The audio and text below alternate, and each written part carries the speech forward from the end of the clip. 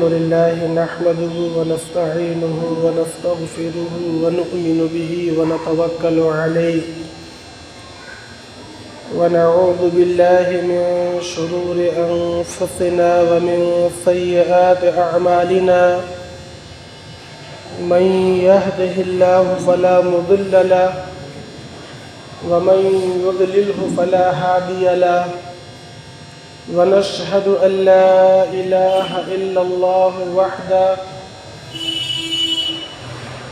لا شريك له ونشهد أن سيدنا ومولانا وحبيبنا وشفيعنا وخاتم النبيين محمدا عبده ورسوله أرسله بالحق بشيرا ونذيرا وداعيا إلى الله بإذنه وسراجا منيرا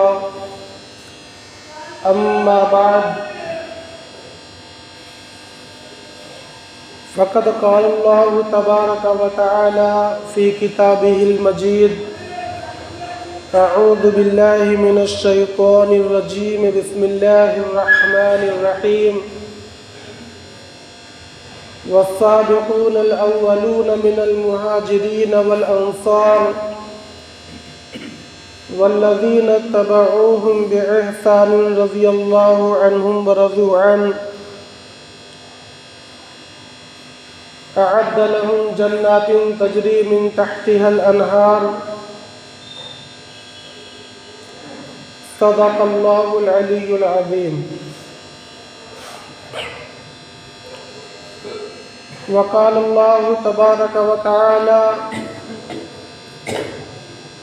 وآخرين منهم لما يلحقوا بهم وهو العزيز الحكيم صدق الله العلي العظيم معزز سامعین، قابل احترام بزرگوں اور نوجوان ساتھیوں،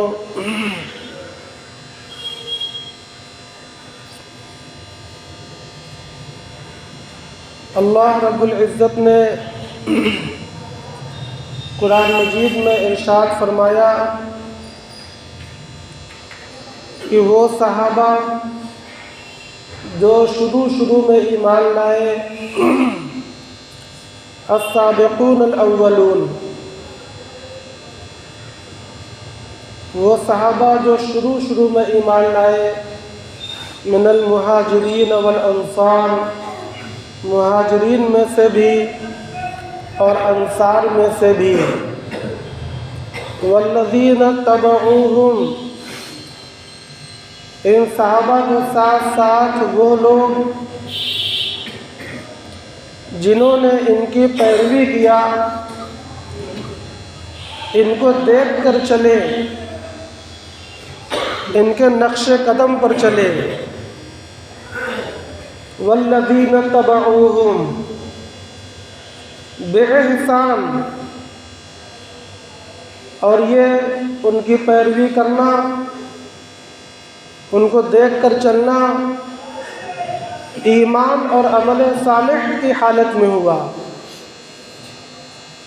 تو فرمایا اللہ نے آگے رضی اللہ عنہم ورضوا عنہ، اللہ ان سے راضی ہو گیا اور وہ لوگ اللہ سے راضی رہے۔ یہ آیت کیا مسئلہ بتلاتی ہے؟ یہ مسئلہ بتلاتی ہے کہ صحابہ کرام رضی اللہ عنہم اجمعین کی پیروی کرنا اور ان کے نقش قدم پر چلنا اور ان کے مطابق اپنے ایمان اور اعمال کو بنانا، یہ ذریعہ ہے اللہ رب العزت کی رضامندی کا۔ یہی عقیدہ ہے اہل سنت والجماعت کا، یہی عقیدہ ہے اس جماعت کا جس جماعت کو اہل حق کہا جاتا ہے، اور ہم لوگ جس پر کاربند ہیں کہ صحابہ کرام رضی اللہ عنہم اجمعین کی پیروی اور ان کے اتباع یہ بھی باعث نجات ہے۔ ہر زمانے میں خیر القرون کا زمانہ ہو یا ان کے بعد، ایسا نہیں ہے کہ صرف ہمارے زمانے میں اس کا انکار کر رہا ہوں، میں یہ بتلا رہا ہوں کہ آج سے 1000 سال پہلے اور آج سے 1100 سال پہلے اور آج سے 1200 سال پہلے اور آج سے 1300 سال پہلے بھی الگ الگ جماعتوں نے اور الگ الگ لوگوں نے اس میں اختلاف کیا تھا۔ چنانچہ اس زمانے میں بھی بدعتیں پھیلی تھیں، اس زمانے میں بھی الگ الگ نظریات اور فکریں قائم ہوئی تھیں، الگ الگ مذہب بنے تھے۔ چنانچہ میری بات کی دلیل یہ ہے کہ آپ جب حضرت امام بخاری امیر المؤمنین فی الحدیث حضرت امام بخاری رحمۃ اللہ علیہ کی کتاب اٹھائیں گے تو اس کتاب میں ایمان کے مسائل کا بھی بیان ہے اور پاکی کے مسائل کا بھی بیان ہے، نماز کے مسائل کا بھی بیان ہے، تمام عبادتوں کا بیان ہے، تمام معاملات کا بیان ہے، تمام دعاؤں اور تفسیروں کا بیان ہے، تمام اخلاق اور نفسیات کا بیان ہے۔ اسی کے ساتھ ساتھ امام بخاری رحمۃ اللہ علیہ نے بہت بڑے ابواب تقسیم کیے ہیں، بیان کیے ہیں فرقہ باطلہ کے رد پر۔ مستقل کتاب امام بخاری رحمۃ اللہ علیہ نے اس پر لکھی ہے۔ چنانچہ فرقہ قدریہ، فرقہ جہمیہ اور فرقہ مشبہہ اور نہ جانے کون کون فرقے جن کا آج نام و نشان باقی نہیں ہے، جن کے آج نام و نشان باقی نہیں ہے، وہ اس زمانے میں ایکٹیو تھے اور امام بخاری رحمۃ اللہ علیہ نے اب ان پر رد فرمایا ہے، ان کا تعاقب کیا ہے۔ اور یہ کام صرف امام بخاری رحمۃ اللہ علیہ نے نہیں فرمایا، اس وقت کے جو بھی محدثین تھے، جو بھی مفسرین تھے، جو بھی صوفیہ تھے، لغویین اور نحویین تھے اور مصلحین امت تھے، ائمہ تھے، ان تمام لوگوں نے دینی فریضہ سمجھ کر اس عظیم کام کو انجام دیا ہے اور مذہب اسلام اور عقائد اہل سنت والجماعت کی حفاظت اپنے اپنے حساب سے فرمائی ہے۔ وہ فرقے، وہ جماعتیں جو اس زمانوں کے اندر تھی، آج علماء کے سوا ان کا کوئی نام جاننے والا نہیں ہے۔ یہ بھی کوئی بہت عجیب بات نہیں ہے۔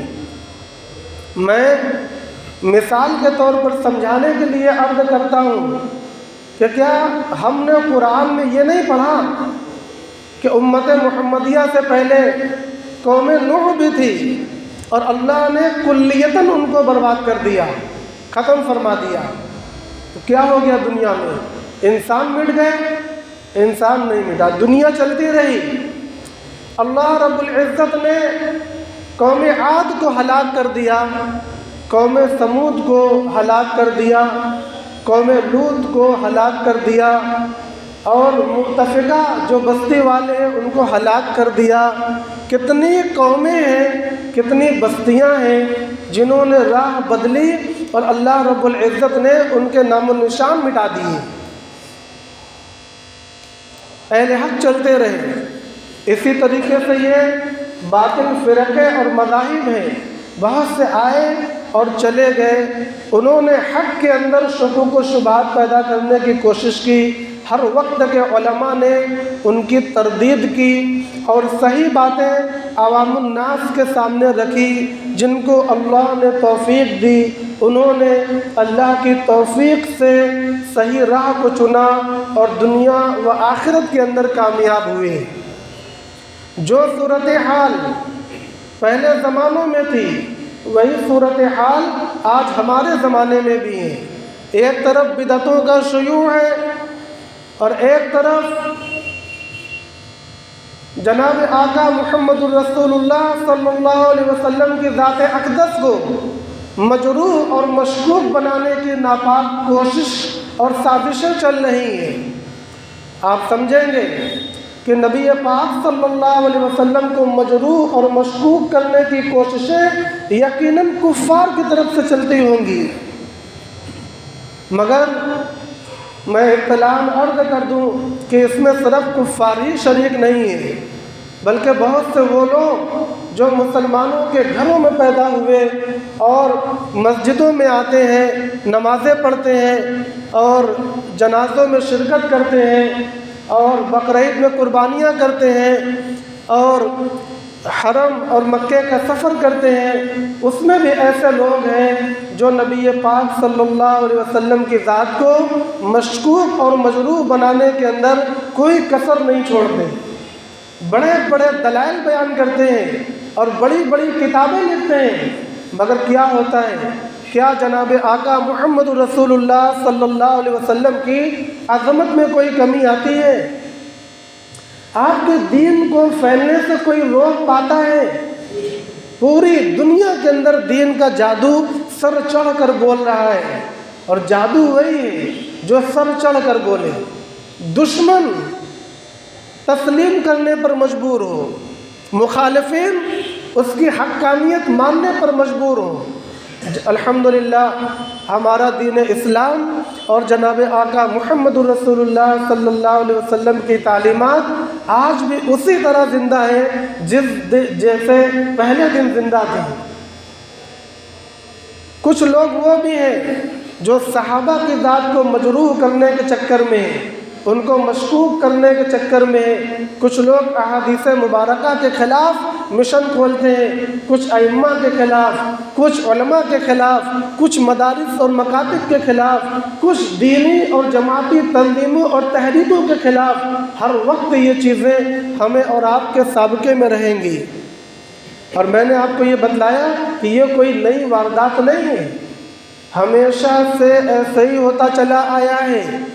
اس لیے ہمیں اور آپ کو نہ گھبرانے کی ضرورت ہے نہ پریشان ہونے کی، بلکہ ہم اپنے اکابرین کے فرمودات کو پڑھیں اور انہوں نے امتوں میں جو محنتیں کی ان محنتوں کو پڑھیں۔ انہوں نے امت کی اصلاح کے لیے اور خود اپنی ذات کی بقا کے لیے، اپنی اور اپنے لوگوں کے دین کی حفاظت کے لیے جن راستوں کو چنا، ہم ان راستوں کو اختیار کریں۔ اس تمہیدی بات کے بعد اب میں دوبارہ اسی موضوع پر واپس آنے لگا ہوں جو پچھلے ہفتے میں نے چھوڑا تھا، کہ بعض لوگ سوشل میڈیا پر اور خود اپنے محلوں میں، اپنے علاقوں میں، اپنے لوگوں میں ایسے ہیں جو یہ کہتے پھرتے ہیں کہ امام اعظم ابو حنیفہ رحمۃ اللہ علیہ کی تقلید شرک معلوم ہو رہی ہے۔ اور دلیل کیا ہے؟ ان کی دلیل کیا ہے؟ کہ اللہ اور اس کے رسول کے سوا کسی کی فرما برداری جائز نہیں ہے، حرام ہے۔ اللہ اور رسول کو چھوڑ کر کسی کی اتباع کرنا یہ حرام ہے۔ میں نے آپ سے وعدہ کیا تھا کہ کچھ ایسے دلائل آپ کے سامنے پیش کروں گا جن کے بعد پھر کسی نظریات کی ضرورت نہیں پیش آئے گی، وہ محتاج دلیل نہیں ہوں گے، بالکل واضح انداز میں چند باتیں میں آپ کے سامنے عرض کروں گا۔ مگر اس سے پہلے میں آپ کے سامنے یہ عرض کر دوں کہ جو لوگ بھی یہ کہتے ہیں کہ اللہ اور رسول کے سوا کسی کی فرمانبرداری جائز نہیں ہے، تو یہ آیت جو میں نے خطبے کے اندر پڑھی سورہ توبہ کی، وہ کیا کہہ رہی ہے؟ کہ وہ صحابہ جو شروع میں ایمان لائے، مہاجرین و انصار میں سے، اور ان صحابہ کے ساتھ ساتھ وہ لوگ وہ لوگ جنہوں نے ان کی اتباع کیا اللہ ان سب سے راضی ہے۔ تو ان کی یہ بات قرآن مجید کی اس آیت سے ٹکراتی ہے یا نہیں ٹکراتی؟ 100% ایسے ٹکراتی ہے کہ شمس فی رابعۃ النہار، جیسے سورج بالکل دن کے اندر نکلا ہو اور ہر ایک کو محسوس ہو جاتا ہے، اندھا بھی محسوس کرتا ہے کہ سورج نکلا ہوا ہے، ایسے ہی ہر انسان، عالم و جاہل اور باشعور و بے شعور سب اس بات کو سمجھ سکتے ہیں کہ یہ جملہ قرآن مجید کی اس آیت سے صاف طور سے ٹکرا جاتا ہے، اس کے خلاف چلا جاتا ہے۔ معلوم یہ ہوا کہ اس جملے پر جس مذہب کی بنیاد ہو اس مذہب کا صحیح ہونا متصور ہی نہیں ہو سکتا، اس مذہب کی بنیاد ہی غلط ہے۔ لہذا ایک دلیل تو یہ ہو گئی کہ اللہ اور نبی کے علاوہ اور بھی لوگوں کے اتباع اگر احسان اور عمل صالح کے ساتھ ہے تو قرآن مجید نے اللہ تبارک و تعالیٰ کی طرف سے یہ بتلایا ہے کہ نہیں، یہ درست ہے۔ اس کے علاوہ بھی بہت سے دلائل ہیں قرآن مجید میں، میں ان دلائل کی تفصیل میں جانا نہیں چاہتا۔ ایک آیت میں نے خطبے میں اور پڑھی، وَآخَرِينَ مِنْهُمْ لَمَّا يَلْحَقُوا بِهِمْ، یہ اللہ بیان فرما رہے سورہ جمعہ میں، اور بیان یہ چل رہا ہے کہ وہی وہ ذات ہے جس نے بھیجا ان ناپڑھے لکھے لوگوں کے درمیان ایک رسول انہی میں سے، هُوَ الَّذِي بَعَثَ فِي الْأُمِّيِّينَ رَسُولًا مِّنْهُمْ يَتْلُو عَلَيْهِمْ آيَاتِهِ وَيُزَكِّيهِمْ وَيُعَلِّمُهُمُ الْكِتَابَ وَالْحِكْمَةَ وَإِن كَانُوا مِن قَبْلُ لَفِي ضَلَالٍ مُّبِينٍ۔ جس اللہ نے امیوں میں ایک رسول بھیجا جو ان کے سامنے قرآن مجید کی آیتیں پڑھ کر سناتا ہے، ان کو قرآن پڑھ کر سکھلاتا ہے، کیسے پڑھنا ہے یہ بھی سکھلاتا ہے، اور قرآن کا معنی اور مفہوم کیا ہے یہ بھی بتلاتا ہے، اور قرآن پر عمل کیسے ہوگا وہ رسول یہ بھی بتلاتا ہے۔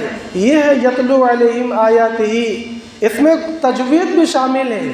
لہذا اگر کوئی قرآن مجید کو بغیر تجوید کے پڑھتا ہے، اس کی الف با صحیح کیے بغیر پڑھتا ہے، تو وہ آج سے الف با کو سیکھنا شروع کر دے۔ یہ حکم ہے قرآن مجید کا، یہ مقصد ہے نبی پاک صلی اللہ علیہ وسلم کے دنیا میں تشریف لانے کا۔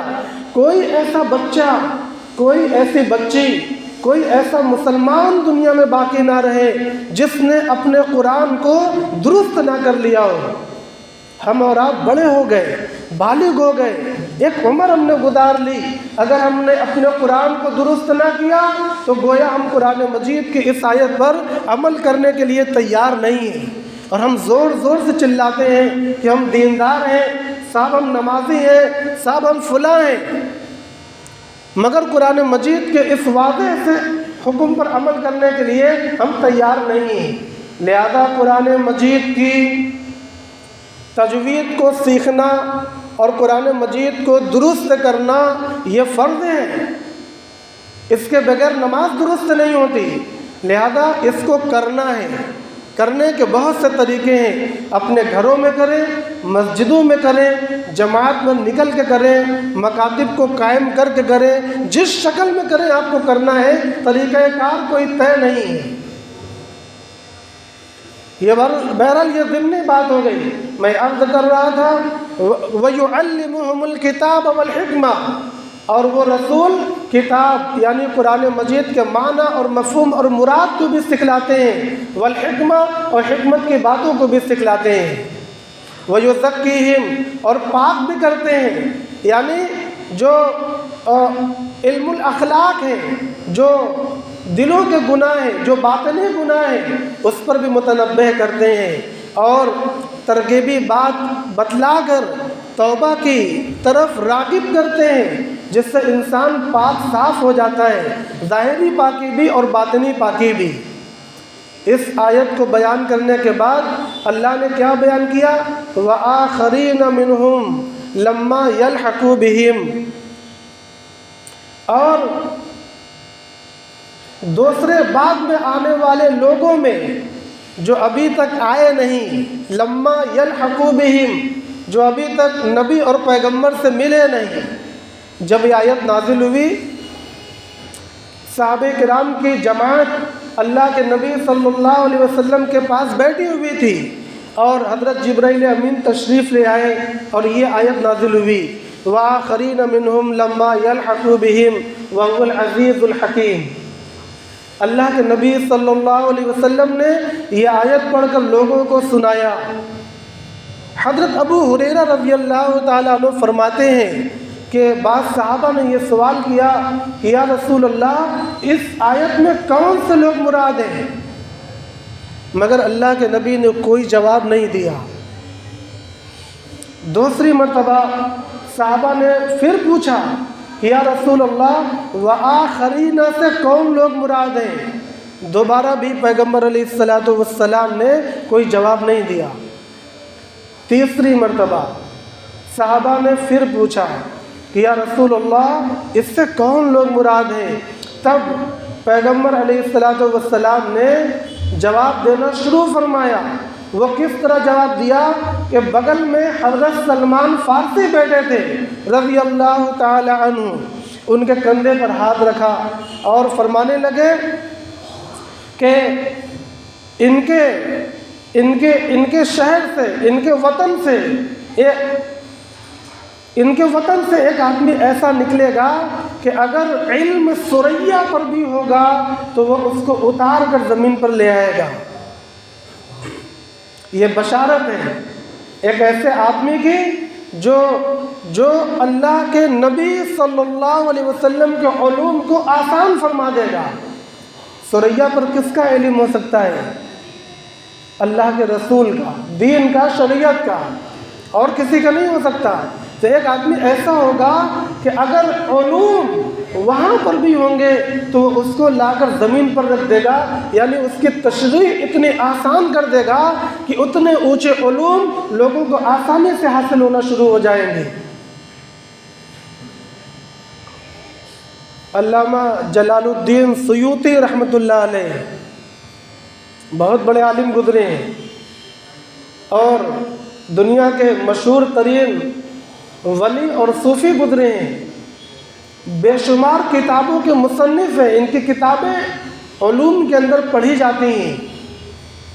انہوں نے لکھا ہے کہ اس آیت کے مصداق حضرت امام اعظم ابو حنیفہ رحمۃ اللہ علیہ ہیں، اور ان کے بعد تمام لوگوں نے ان کی اس بات کو تسلیم کیا ہے، کسی نے انکار نہیں کیا ہے۔ یہ ایک طریقہ ہوتا ہے کسی کی بات پہ مضبوطی اور غیر مضبوطی سمجھنے کا۔ میں ایک بات کہتا ہوں، اگر سارے علماء اس کو تسلیم کرتے ہیں تو وہ بات مضبوط ہے کہ نہیں ہے؟ یقیناً وہ بات مضبوط ہے۔ اور میں ایک بات کہتا ہوں اور سینکڑوں لوگ اس کے خلاف آواز بلند کرنے لگتے ہیں تو پھر وہ بات مضبوط ہے میری؟ وہ بات مضبوط نہیں ہے۔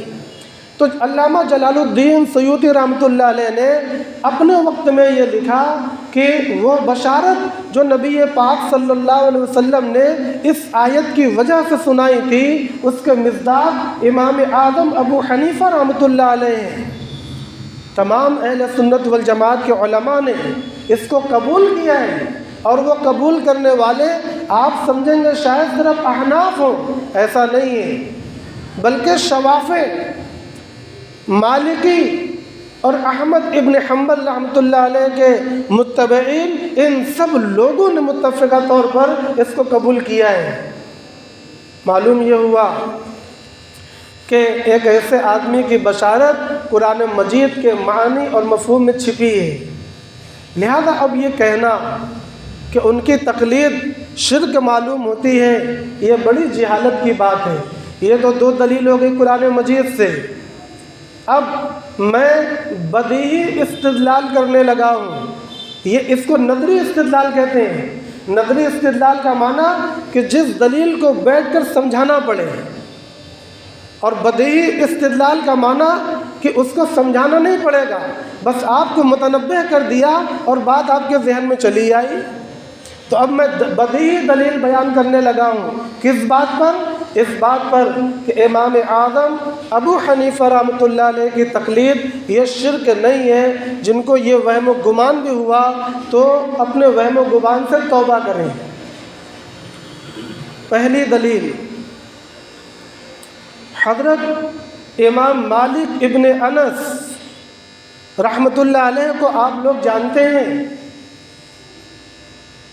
مالک بن انس امام مدینہ، امام دار الحجرہ، ان کے متبعین کو آج مالکی کہتے ہیں۔ آپ لوگ جانتے ہیں، تقریباً سبھی لوگ امام مالک رحمۃ اللہ علیہ کو جانتے ہیں، موٹی موٹا جانتے ہیں۔ امام شافعی رحمۃ اللہ علیہ جانتے ہیں، ان کو بھی تقریباً سبھی لوگ جانتے ہیں، پوری دنیا میں ان کا نام مشہور ہے۔ امام احمد ابن حنبل رحمۃ اللہ علیہ جانتے ہیں، ان کو جانتے ہیں، ان کو بھی سب لوگ جانتے ہیں کہ بھائی پوری دنیا میں ایک مذہب مسلک ان کا بھی چلتا ہے، قرآن و سنت کی تشریح میں ایک مقام ان کا بھی ہے۔ ان لوگوں کو آپ جانتے ہیں، 3 نام میں نے گنائے، چوتھے نام آئیے، حضرت سفیان ثوری رحمۃ اللہ علیہ، نام سنا ہے؟ جب بھی احادیث مبارکہ پڑھی جائیں گی، جب بھی فضائل اعمال پڑھے جائیں گے، ان کے نام کے بغیر کوئی کتاب مکمل ہی نہیں ہوتی۔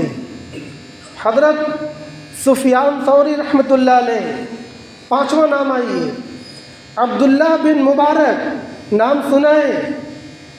6واں نام آئیے، حضرت امام اوزاعی، امام شام، امام لبنان، امام بغداد، امام مغرب، امام اندلس، ان کا نام سنا ہے؟ عبد الرحمن اوزاعی رحمۃ اللہ علیہ۔ اور آگے آئیے، یحییٰ بن سعید القطان، یحییٰ بن معین، لیث بن سعد، امام مصر، ان کا نام سنا ہے؟ یہ وہ نام میں نے گنا دیے جن ناموں کے بغیر کسی حدیث کی کتاب مکمل ہی نہیں ہو سکتی، ناممکن ہو گیا۔ 8-9 نام میں نے گنائے ہوں گے، ان ناموں کو آپ نے سنا ہوگا۔ حدیث کی سند میں یہ ہے، دین کے ستون میں یہ ہے، اور پوری دنیا کے مسلمانوں میں متفق علیہ لوگ یہ ہیں۔ وقت کے امام بھی ہیں، وقت کے صوفی بھی ہیں، وقت کے مصلحین بھی ہیں، اور وقت کے مجاہدین بھی ہیں، اور وقت کے مجتہدین بھی ہیں۔ امام مالک رحمۃ اللہ علیہ کون ہے؟ بات یہاں سے شروع کی جاتی ہے۔ دار الحجرہ مدینہ منورہ زادہ اللہ شرف و عظمہ، وہاں کے امام، بڑے مشہور امام، انہوں نے حضرت امام اعظم ابو حنیفہ رحمۃ اللہ علیہ کے بارے میں گواہی دی۔ کیا گواہی دی؟ فرمایا کہ یہ وہ بندہ ہے کہ اگر اس لکڑی کے ستون کو سونا کہہ دے تو دلائل سے اس کو ثابت کر دے گا۔ وہ امام اعظم ابو حنیفہ رحمۃ اللہ علیہ کی تعریف کیا کرتے تھے۔ کون ہے امام مالک؟ امام مالک کا شمار تبع تابعین میں ہوتا ہے، تو ان کی تعریف امام مالک کر رہے ہیں۔ امام شافعی رحمۃ اللہ علیہ فرماتے ہیں کہ تمام کے تمام لوگ دین کو سمجھنے میں امام اعظم ابو حنیفہ کے بچے ہیں۔ امام اعظم ابو حنیفہ سب کے باپ ہیں۔ الناس کلہم عیال لابی حنیفہ، تمام کے تمام لوگ امام اعظم ابو حنیفہ رحمۃ اللہ علیہ کے بال بچے ہیں دین کو سمجھنے میں۔ کون کہہ رہا ہے؟ امام شافعی رحمۃ اللہ علیہ، امام شافعی رحمۃ اللہ علیہ، امام احمد ابن حنبل رحمۃ اللہ علیہ۔ تیسرے نمبر پر ان کو یاد رکھیے، یہ تو امام صاحب کے شاگرد ہیں۔ اور امام صاحب کے بڑے مداح اور ان سے علم حاصل کرنے والے ہیں۔ امام صاحب کے شاگردوں کی کتابیں پڑھ کر امام بنتے ہیں۔ 3 بڑے ائمہ کا نام میں نے گنا دیا۔ یہ لوگ امام اعظم ابو حنیفہ رحمۃ اللہ علیہ کے بارے میں گواہی دے رہے ہیں۔ کیا ان کی گواہی جھٹلا دیں گے؟ وہ لوگ یہ نہیں کہہ رہے کہ امام اعظم کی یا کسی امام کی تقلید کرنا نعوذ باللہ شرک ہو جائے گا۔ اے امت کے لوگوں، ہم اصلاح کرنے والے ہیں، کبھی ان میں سے کسی کی تقلید نہ کرنا۔ ایسا نہیں ہے۔ حضرت سفیان ثوری 4 نمبر پر یہ نام میں نے گنایا۔ یہ کون ہے؟ یہ بھی تبع تابعین ہے، اور اپنے وقت کے ایسے امام ہیں جیسے یہ 4 امام کا نام آپ جانتے ہیں، اور 7ویں صدی ہجری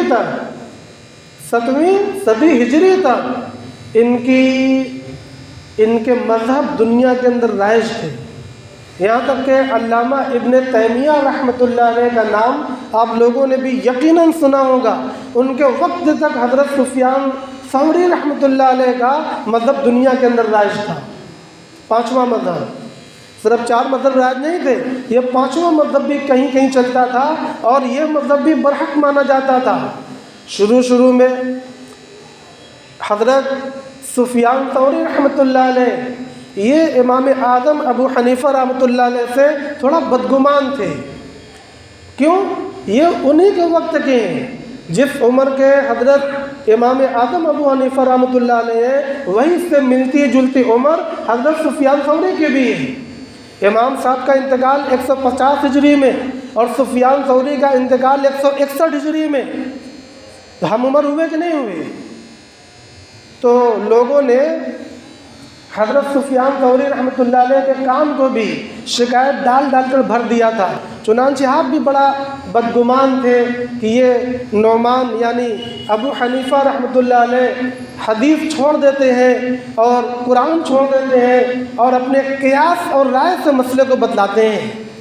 بدگمان تھے، مگر بعد میں جب انہوں نے امام اعظم ابو حنیفہ رحمۃ اللہ علیہ کے کچھ کتابوں کو دیکھا، ان کے شاگردوں کی کتابوں کو دیکھا، تو بہت متاثر ہوئے، اور ان کو یہ کہتے ہوئے سنا گیا کہ اے کاش ان کی اور بھی کتابیں مجھے مل جاتی۔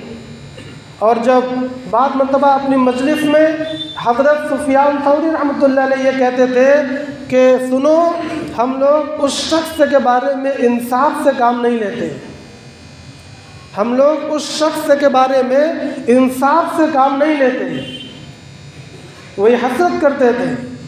لہذا حضرت سفیان ثوری رحمۃ اللہ علیہ امام صاحب کی کتابیں پڑھتے تھے اور ان کے مداح ہو گئے تھے۔ پھر میں نے نام لیا عبد الرحمن اوزاعی کا، اپنے وقت کے بہت بڑے امام، اپنے وقت کے بے پناہ بڑے امام۔ میں ان کے قد اور ان کی بلندی کو بیان کرنے سے قاصر ہوں، اتنے بڑے امام ہیں وہ بھی حضرت امام اعظم ابو حنیفہ رحمۃ اللہ علیہ کے ہم عمر ہے تقریباً۔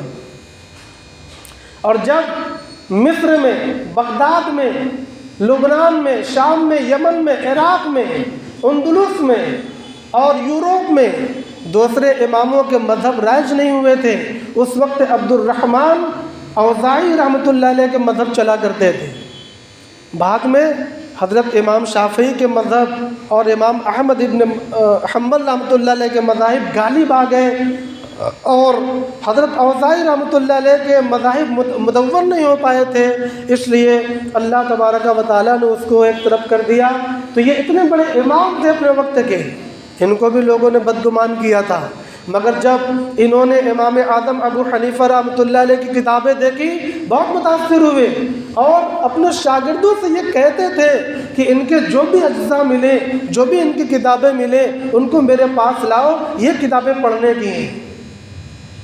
امام اوزاعی رحمۃ اللہ علیہ کی گواہی، یحییٰ بن معین رحمۃ اللہ علیہ امام بخاری کو استاد، یہ تو حنفی ہیں، یہ تو امام اعظم ابو حنیفہ رحمۃ اللہ علیہ کی فقہ پر فتویٰ دیا کرتے تھے۔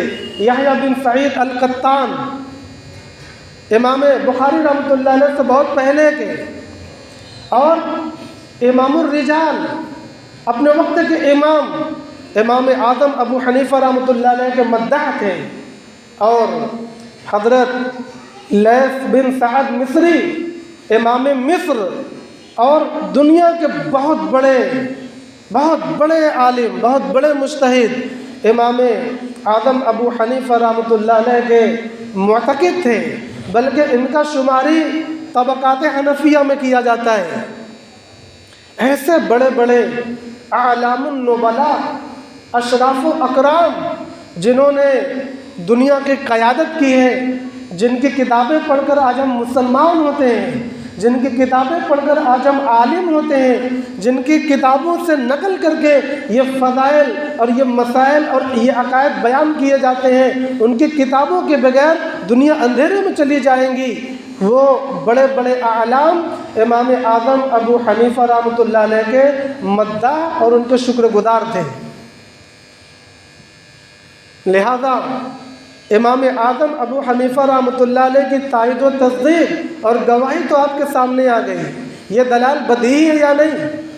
اس کے بعد کس استدلال کی ضرورت ہے؟ اس کے بعد کسی استدلال کی ضرورت نہیں رہتی۔ بس اتنا ذہن میں رکھیں کہ جب اہل سنت والجماعت کے بڑے بڑے اکابرین نے، ائمہ اور مجتہدین، محدثین و مفسرین، لغویین و نحویین اور زہداء و صوفیاء، ان لوگوں نے امام اعظم ابو حنیفہ رحمۃ اللہ علیہ کی گواہی دی ہے، تو پھر ہمیں اپنے دل کے اندر اطمینان رکھنا چاہیے۔ رہ گئی یہ بات کہ امام اعظم ابو حنیفہ رحمۃ اللہ علیہ قرآن و حدیث کے خلاف قیاس سے فتویٰ دیتے ہیں، تو پچھلے ہفتے میں نے حضرت جعفر صادق رحمۃ اللہ علیہ کے واقعے کو بیان کر کے اس کی تردید کر دی تھی۔ باقی ایک اور مسئلہ میرے ذہن میں آ گیا، میں وہ بھی سناتا ہوں۔ رکوع سجدے والی نماز میں قہقہا لگانے سے نماز اور وضو ٹوٹ جاتا ہے کہ نہیں؟ آپ بتائیں بھائی۔ رکوع سجدے والی نماز، ایک اور نماز ہوتی ہے بغیر رکوع سجدے والی، کون؟ جنازے کی نماز، اس کو چھوڑ دیجئے۔ رکوع سجدے والی نماز کا مسئلہ یہ ہے کہ اگر کسی نے اس میں قہقہا لگا کر ہنس دیا تو اس کی نماز بھی گئی اور اس کا وضو بھی گیا۔ امام اعظم ابو حنیفہ رحمۃ اللہ علیہ فرماتے ہیں کہ قیاس کا تقاضا یہ ہے کہ نماز تو چلی جائے مگر وضو کیوں جا رہا ہے؟ امام اعظم ابو حنیفہ رحمۃ اللہ علیہ فرماتے ہیں قیاس یہ کہتا ہے کہ نماز میں ہنسنا منع ہے، ہنسنے سے نماز چلی جائے مگر وضو بھی چلا گیا، یہ تو قیاس کے خلاف ہے۔ لہذا قیاس کے مطابق یہ مسئلہ ہے کہ وضو نہیں ٹوٹنا چاہیے، مگر ایک حدیث آ گئی ہے جس میں یہ کہا گیا کہ رکوع سجدے والی نماز قہقہا کی وجہ سے وضو بھی چلا جائے گا اور نماز بھی چلی جائے گی۔ امام صاحب فرماتے ہیں لہذا میں نے قیاس کو چھوڑ دیا اور اس حدیث شریف پر فتویٰ دے دیا، قیاس کو چھوڑ دیا اور حدیث شریف پر فتویٰ دے دیا۔ یہ الزام دفع ہونا چاہیے ہمارے دل و دماغ سے۔ ایک اور مسئلہ بھی میں آپ کو سناتا ہوں، پھر اپنی بات ختم کرتا ہوں۔ روزہ رکھ کر نہیں، ایک بات واضح کر دوں، امام مالک رحمۃ اللہ علیہ فرماتے ہیں کہ قہقہا لگانے سے نماز تو جائے گی مگر وضو نہیں جائے گا۔ کیوں صاحب؟ ان کا مسلک یہ ہے کہ یہاں پر قیاس پر عمل کیا جائے گا، حدیث چھوڑ دی جائے گی، قیاس پر عمل کیا جائے گا، حدیث چھوڑ دی جائے گی۔ مگر احناف کا یہ اصول ہے کہ ضعیف حدیث بھی اگر آ جائے تو ہم قیاس کو چھوڑ دیتے ہیں۔ عجیب بات ہے، الزام لگانے والا ہمارے امام پر کتنا بڑا ظالم ہے اور جھوٹا ہے۔ دوسرا مسئلہ، اگر کوئی روزہ رکھے ہو، بھول کر روزے دار کھا پی لے تو کیا مسئلہ ہے؟ روزہ ٹوٹ جائے گا یا نہیں؟ بولو بھائی، نہیں ٹوٹے گا۔ بھول کر کھانے پینے کی وجہ سے روزہ نہیں ٹوٹے گا۔ قیاس کا تقاضا کیا ہے کہ روزہ ٹوٹ جانا چاہیے، کیونکہ روزہ نام ہے کھانے پینے سے رکنے گا۔ جب پیٹ میں چلا گیا بھر پیٹ، 4 روٹی کھا لیا بھول کر، 2 گلاس پانی پی لیا بھول کر، اب روزے کا کیا مطلب؟ قیاس کا تقاضا یہ ہے کہ روزہ ٹوٹ جانا چاہیے۔ مگر حضرت ابو ہریرہ رضی اللہ تعالیٰ عنہ کی ایک حدیث سامنے آ گئی کہ جس نے بھول کر کھایا پیا اس کا روزہ نہیں ٹوٹے گا۔ امام صاحب فرماتے ہیں ہم نے قیاس کو چھوڑ دیا اور حدیث شریف پر عمل کر لیا۔ یہ ہمارا مسلک ہے، یہ ہمارا مذہب ہے، یہ ہمارے امام کا طریقہ کار ہے، اور ظالم لوگ ہمارے امام پر الزام لگاتے ہیں، جھوٹا الزام لگاتے ہیں، لہذا اپنے دل و دماغ کو ملوث نہیں ہونے دینا ہے۔ اللہ ہم سب کی حفاظت فرماوے۔ وآخر دعوانا ان الحمد للہ رب العالمین۔